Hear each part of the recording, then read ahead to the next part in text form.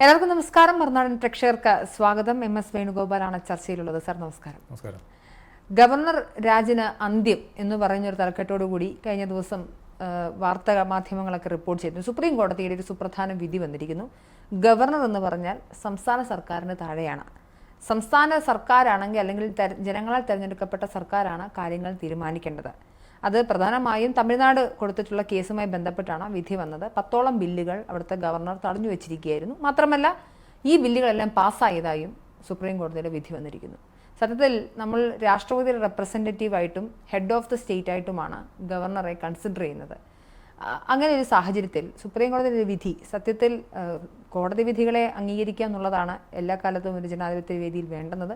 എന്നാലും അതൊരു നല്ല നടപ്പാണോ ഇങ്ങനൊരു വിധി വരുന്നത്? അതായത് ഗവർണർ എന്ന് പറയുന്നത് സർക്കാരിന് താഴെയാകുമ്പോൾ പിന്നെ ദ റോൾ ഓഫ് ഗവർണർ എന്ന് പറയുന്ന ഒരു ചോദ്യം വരെ. ഗവർണറുടെ പദവി സർക്കാരിന് താഴെയാക്കിയിട്ടില്ല. സുപ്രീം കോടതി ഇപ്പോഴും ഹെഡ് ഓഫ് ദ സ്റ്റേറ്റ് തന്നെയാണ് ഗവർണർ എന്ന് പറഞ്ഞിട്ടുണ്ട്.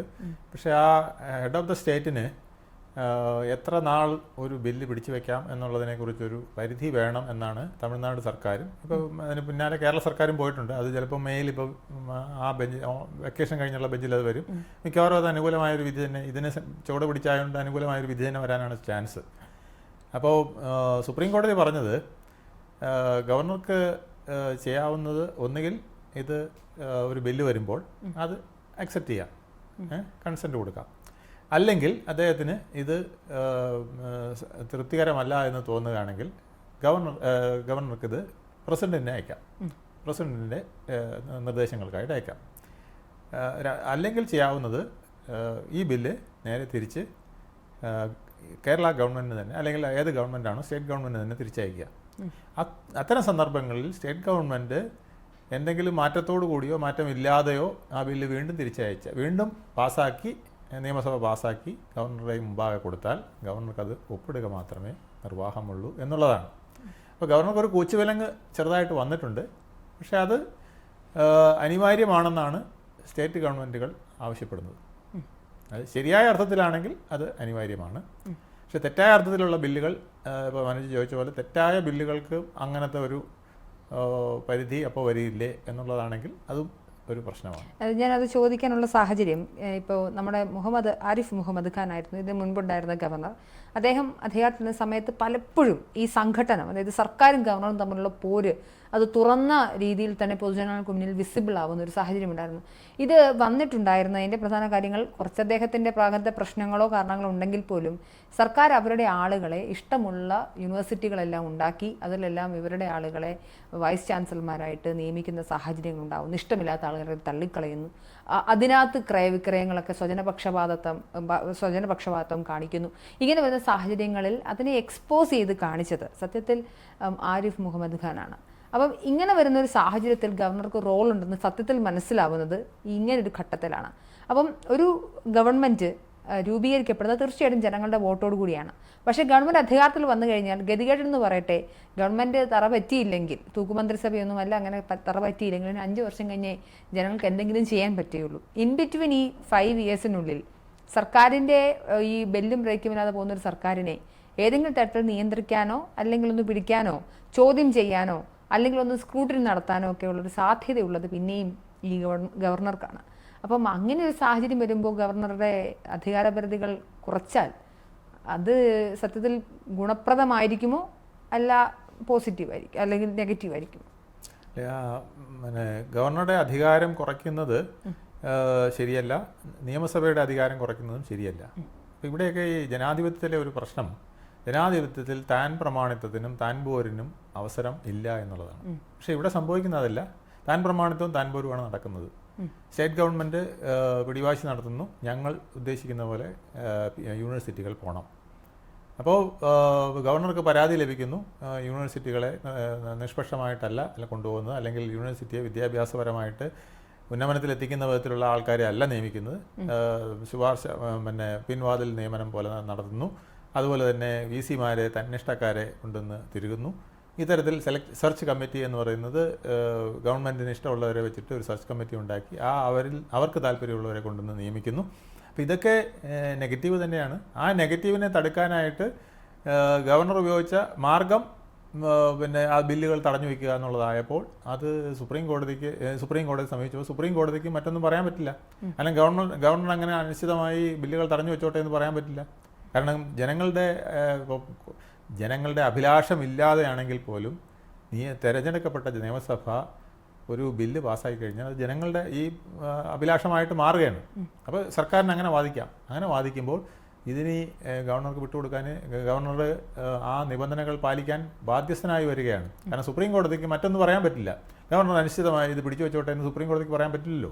കാരണം എങ്കിൽ പിന്നെ ഇവിടെ ഒരു സ്റ്റേറ്റ്മെൻറ്റ് ഉണ്ടാകുകയല്ലേ. നമ്മൾ സ്റ്റേറ്റ് ഗവൺമെൻറ്റിൻ്റെ ഒരു പ്രവർത്തനവും നടത്താൻ പറ്റാതെ വരും. അപ്പോൾ ഗവർണർമാർ മുഖ്യമന്ത്രിയേക്കാൾ മീതയായി പോകും. ശരിക്കും പറഞ്ഞാൽ ഹെഡ് ഓഫ് ദ സ്റ്റേറ്റ് ഇപ്പോഴും ഗവർണർ തന്നെയാണ്. പക്ഷേ അദ്ദേഹത്തിന് ഒരു അഡ്വൈസറി റോളാണ്.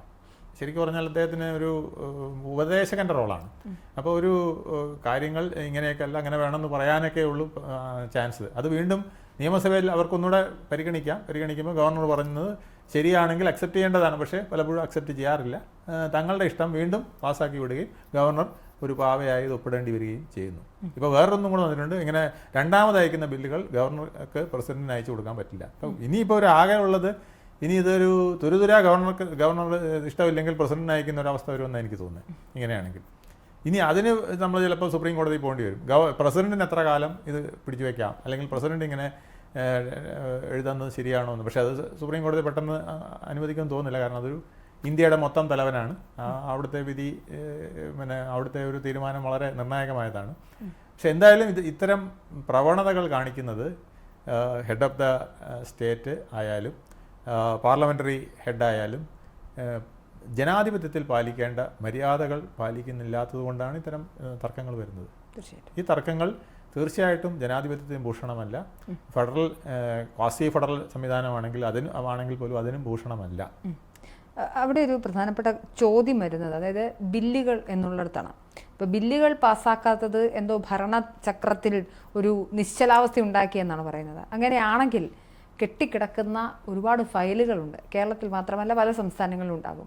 ഞെട്ടിപ്പിക്കുന്ന കണക്കുകളാണെന്നാണ് താങ്കളും പറയുന്നത്. അങ്ങനെയാണെങ്കിൽ കെട്ടിക്കിടക്കുന്ന ഫയലുകളെ കുറിച്ചിട്ടുള്ള ഈ ഉത്കണ്ഠ എന്തുകൊണ്ടാണ് സർക്കാരില്ലാതെ? ഗവർണറുടെ കാര്യത്തിൽ ഇത്രയും വിഷമമുള്ള അതൊന്നോ രണ്ടോ ബില്ലുകളായിരിക്കും ഒപ്പിടാനുള്ളത്. പക്ഷേ ഇവിടെ ആയിരക്കണക്കിന് ഫയലുകളാണ് കെട്ടിക്കിടക്കുന്നത്. അതിനെക്കുറിച്ച് സർക്കാരിനൊന്നും മിണ്ടാത്തത് എന്തായിരിക്കും? മനോജ് ഇപ്പോൾ ചോദിച്ച ചോദ്യം കേരളത്തിലെ ജനങ്ങൾക്ക് മുഴുവൻ വേണ്ടിയുള്ളൊരു ചോദ്യമാണ്. അതായത് ഗവർണർ ഒരു ബില്ല് ഒപ്പിട്ടില്ലെങ്കിൽ അതിന് കാലക്രമം വയ്ക്കുകയാണ്. അത് ജനങ്ങളുടെ ആവശ്യമാണ്. ഞങ്ങൾ നിയമസഭ ജനങ്ങൾക്ക് വേണ്ടി പറഞ്ഞതാണ്. അപ്പോൾ അതിനൊരു 3 മാസം കാലാവധി സുപ്രീം കോടതിയെ കൊണ്ട് നിർബന്ധമായിട്ടിപ്പോൾ സ്റ്റേറ്റ് ഗവൺമെൻറ് വെപ്പിച്ചിരിക്കുകയാണ്. നമ്മുടെയല്ല, തമിഴ്നാടിൻ്റെയാണ്. പക്ഷേ നമ്മുടെ ഏതാണ്ട് ഇതേപോലത്തെ ഒരു വിധിയാണ് ഇനി വരാൻ പോകുന്നത്. അപ്പോൾ ജനങ്ങൾക്ക് വേണ്ടി ഇത്ര ആകാംക്ഷ കാണിക്കുന്ന സർക്കാർ എന്തുകൊണ്ട് ഓരോ ഫയലുകൾ ഓരോ ജീവനാണെന്ന് പറയുന്ന മുഖ്യമന്ത്രി കൂടെ ഇവിടെ ഉള്ളപ്പോൾ അതിൽ ശ്രദ്ധിക്കുന്നില്ല എന്നുള്ളത് വലിയ പ്രശ്നമാണ്. അതായത് 2023 തോന്നുന്നു മുഖ്യമന്ത്രി തന്നെ നമ്മുടെ നിയമസഭയെ അറിയിച്ചത് 7,86,000 ഫയലുകൾ വിവിധ വകുപ്പുകളിൽ കെട്ടിക്കിടപ്പുണ്ടെന്നാണ്. പിന്നീടൊരു അവസരത്തിൽ അറിഞ്ഞത് 14,85,000 ഫയലുകൾ സെക്രട്ടേറിയറ്റിൽ മാത്രം കെട്ടിക്കിടപ്പുണ്ടെന്നാണ്. അപ്പോൾ ഇതിനും ഒരു കാലാവധി വേണ്ടെന്നാണ് ചോദിക്കുന്നത് അല്ലേ? തീർച്ചയായിട്ടും ഒരു കാലാവധി വേണം. ഇത് ജനങ്ങളുടെ ഒരു ആഗ്രഹമാണ്.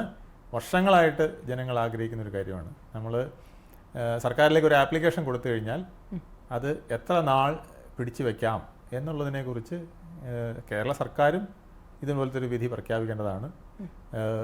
ഇപ്പോൾ ജനങ്ങൾക്ക് സുപ്രീം കോടതി പോയി ഇങ്ങനെ ഒരു വിധി വാങ്ങിച്ചുകൊണ്ട് വരാൻ പറ്റില്ല. കേരള സർക്കാർ എത്ര നാൾ ഫയൽ പിടിച്ചു വെക്കണമെന്ന്. കാരണം അവർക്ക് സുപ്രീം കോടതി പോകാനുള്ള സാമ്പത്തിക സൗകര്യങ്ങളൊന്നുമില്ല പലർക്കും അപേക്ഷിക്കുന്നവർക്ക്. അപ്പോൾ ഗവൺമെൻറ് തന്നെ സ്വമേധയാ സുപ്രീം കോടതി കാണിച്ച മഹാമനസ്കത ജനങ്ങളുടെ ഫയലുകളിലും കാണിക്കേണ്ടതാണ്.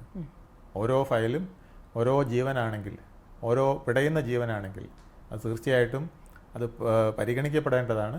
ആ സമയത്ത് 3 മാസത്തെ കാലക്രമം ഇല്ലെങ്കിലും ഒരു ഗവർണർക്ക് 3 മാസം എന്ന് വെച്ചു. എനിക്ക് തോന്നുന്നത് ഒരു സാധാരണ കേസെന്ന് പറയുന്നത് ഒരു 6 മാസത്തിനകം ഒരു ഫയലിൽ തീർപ്പാക്കിയില്ലെങ്കിൽ ആ അപേക്ഷകന് ഒരു മറുപടിയെങ്കിലും കൊടുക്കേണ്ടതാണ്.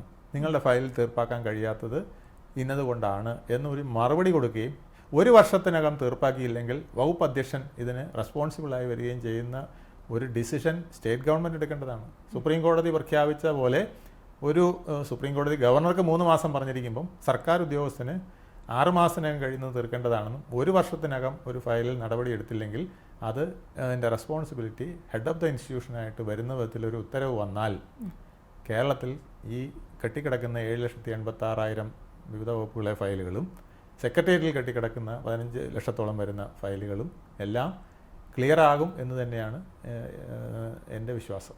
അത്തരം ഒരു ഉത്തരവ് സർക്കാർ എത്രയും പെട്ടെന്ന് എടുക്കേണ്ടതാണ് സുപ്രീം കോടതിയുടെ ഈ ജഡ്ജ്മെൻറ്റിൻ്റെ വെളിച്ചത്തിൽ. ഓക്കെ, ഭരണചക്രം നിലച്ചു പോകുന്നു ഗവർണറുടെ ഇടപെടൽ കാരണമെന്നാണ് സംസ്ഥാന സർക്കാരുകളുടെയൊക്കെ നിലവിളി. പക്ഷേ കെട്ടിക്കിടക്കുന്ന സാധാരണക്കാരുടെ ജീവൻ്റെ കാര്യങ്ങളിൽ തീരുമാനമെടുക്കേണ്ടുന്ന ഫയലുകളൊന്നും തന്നെ സെക്രട്ടേറിയറ്റിൽ നിന്ന് മൂവ് ചെയ്യുന്നില്ല എന്നുള്ളതാണ് യാഥാർത്ഥ്യം. കഴിഞ്ഞ ദിവസം മുഖ്യമന്ത്രി പിണറായി വിജയൻ പങ്കെടുക്കുന്ന യോഗങ്ങളിലെ തീരുമാനങ്ങൾ പോലും നടപ്പിലാക്കപ്പെടുന്നില്ല എന്ന് അദ്ദേഹം തന്നെ പറയുന്ന വിമർശനം ഉന്നയിക്കുന്ന സാഹചര്യം പോലും നമ്മുടെ സംസ്ഥാനത്തുണ്ടാകുന്നു. അപ്പോൾ സംസ്ഥാന സർക്കാർ ഗവർണറുടെ കാര്യത്തിൽ കാണിക്കുന്ന ഈ ആശങ്ക ജനങ്ങളുടെ കാര്യത്തിൽ കൂടി കാണിക്കേണ്ടതുണ്ട്. അല്ലാത്ത പക്ഷം ജനങ്ങളുടെ ജീവിതവും ഫയലുകളിൽ കെട്ടിക്കിടക്കപ്പെടും. അത് അത്ര ഭൂഷണമല്ല ആർക്കും. ഒരുപാട് നമസ്കാരം സാർ. Thank you.